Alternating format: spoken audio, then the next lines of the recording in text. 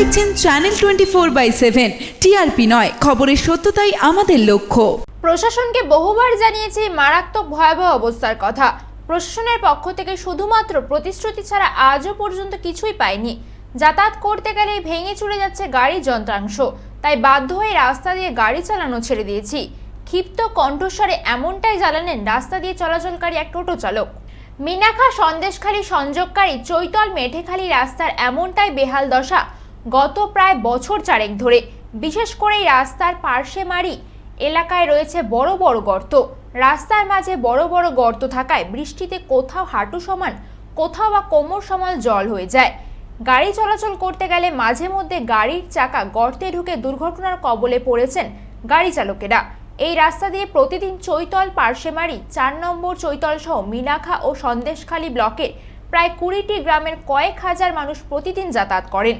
এই রাস্তা দিয়ে আগে 2টি রুটের প্রায় 40টি অটো, 50টি টোটো সহ বিভিন্ন ধরনের গাড়ি চলাচল করত।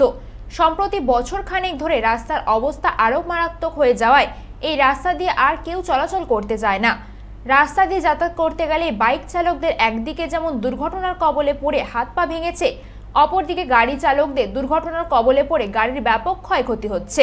তাই বাধ্য হয়ে মুরারি শাহ চৌমাথা ঘুরে প্রায় 20 কিলোমিটার বাড়তি পথ অতিক্রম করে 2টি ব্লকের মানুষ এখন যাতায়াত করছে।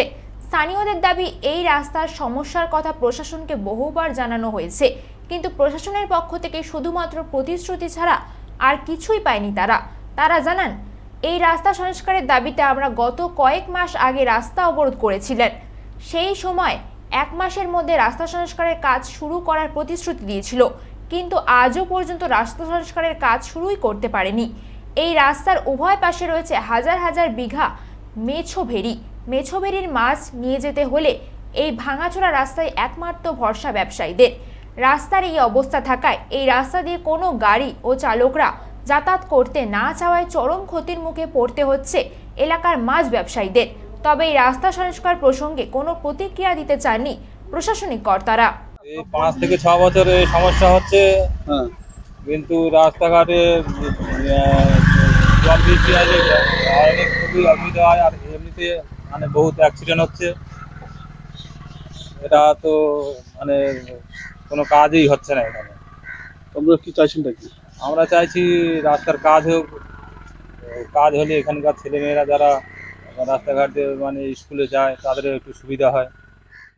হ্যাঁ, আমার অমুক দিন করে দেবো, আমার তমুক দিন করে দেবো। হ্যাঁ, ভাড়া সমস্যা, এই বাচ্চা কাচ্চা স্কুল যেতে পারছে না।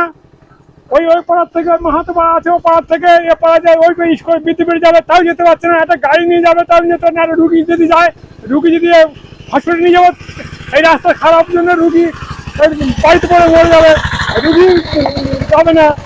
রুগীকে নিয়ে আসতে আমরা দাঁড়ি রাস্তা কমপ্লিট হোক। মিনাখা থেকে অর্ণব মৈত্রের রিপোর্ট, চ্যানেল 24/7।